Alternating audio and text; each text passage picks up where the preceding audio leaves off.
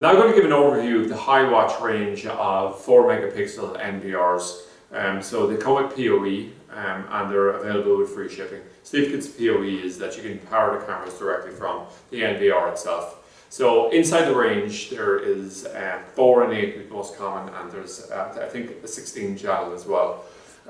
What we have here is the outer box that comes in. We're going to demonstrate this on the 8 channel, but it's exactly the same across in terms of the menus, basically what's going on with the boxes and the setup, all the rest of it. So it's people just need to make a decision in terms of pricing requirements really.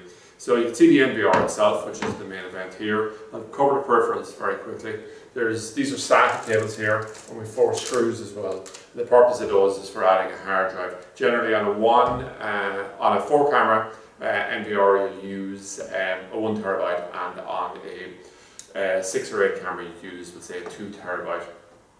Although you could double on that, up on that if you required.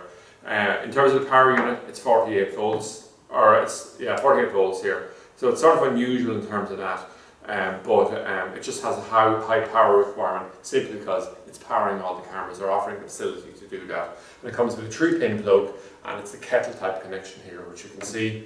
We have a mouse that comes with it. We have the actual CD, and we just have a user manual. And we have a LAN cable here, which you normally use for connecting the NVR directly to our router or switch. So just move this out of the way. Now the next thing I think is worth doing at this point is I'm going to grab a power unit here, similar to the one that's on the table. We're going to come along, I'm going to plug it in here, and grab the output from that, rotate it around, and all I'm going to do is just put the power lead in here. Okay, so most excellent. Power on. The next thing I'm going to do is I'm going to grab my camera, my LAN cable, and I'm going to put it in at port 1. Okay.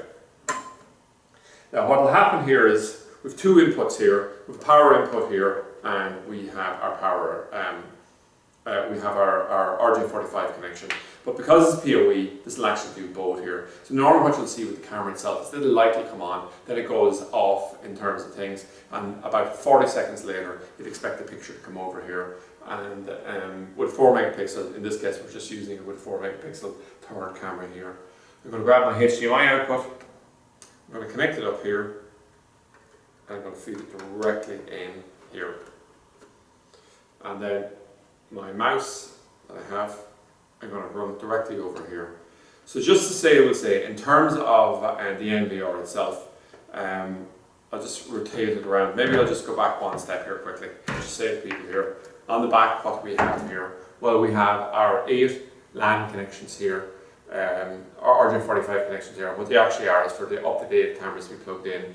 We have our LAN connection here, which will go back to the router. We have USBs here, which we could use for adding on an external hard drive to extract recordings, to upgrade firmware, or to add a wireless mouse as I've done.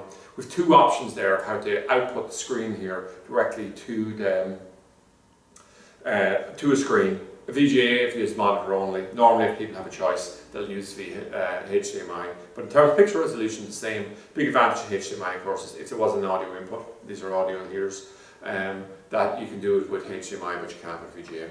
Okay, you have to do it through 2 cables. So I just reconnect the HDMI here. And what we have here is we have the main menu up. I've already come along and set the password and login things here, so we won't bother with that simply because we'll cover it in a separate video. And we'll just exit here, and I'll say yes, and we're in here, and this is the camera we're looking at. And if I rotate it around, you can see everything's upside down because obviously this camera normally be mounted the other way. So it gives some type of thing, but the picture resolution on it's super. And if we go in here, we go for menu. I think I actually set up, normally we use an L symbol, and I think for a security thing I just did it backwards here. But that was something I set up in the thing. You can set it up any way you need. Once we go in here, we can start choosing the playback recordings, which we obviously haven't done, but we're covering this in more detail in further videos. We're going to do an export. So what you can do is you can extract your recording and export it over to a USB stick. If there was some incident you looked at, there's a manual setting here. There's hard drive, tells you the size of the hard drive, gives you the option to reformat. And just go back here, we have the recording thing here, so we can see this is set up for 7 days a week. recording on every day, all day, and on all cameras. Okay, so what we could actually do is we could set it up to go on continuous event, motion, alarm, and then we can actually have different settings for holiday periods, etc. So you could really knock yourself out there with that, but it does give a high level of flexibility on it. And what we have then is already the cameras, how to configure them, IP addresses, things like that, configurations. You can see there set dates, etc. We have maintenance mode, you can turn on and off. We can actually do factory resets and things like that, and we can shut down the system from here as well. We can exit out. If we go in then, we'll have the multi-screens, just the size, the level of display, etc. When to start and stop recording, control of PTZs, and a lot of the functionality we saw inside the main menu. You can just jump into directly some of the more common ones. So it's all pretty impressive stuff. So the thing to remember with NVRs, thinking what's come from HiWatch and all the rest of it, is what you're getting in terms of picture resolution and ease of setup is getting easier and easier, but what the price of it is actually going in the opposite direction here. So it's really, really impressive what's there. And IP has really come on a lot in terms of its popularity in the marketplace. There is competing technologies out there that are using, we'll say, TVI, etc. And in a lot of ways they're comparable. I suppose the one big advantage of networking with an NVR such as this is that generally we'll say the IP technology is a little bit ahead of where the other ones are in terms of megapixel, things like that. But 4 megapixel, just incredible picture quality you're achieving there. If you think about it, the high definition channels that you're seeing on your satellite box, etc., they are being broadcast at 2 megapixels, so it's double that picture resolution we have here effectively. And so it's really fantastic level of detail they're able to achieve. So that's it anyway, an overview of the HiWatch range of NVRs, this particular one being the 8, but there would be 4, 8 and I think 16 within the range as well.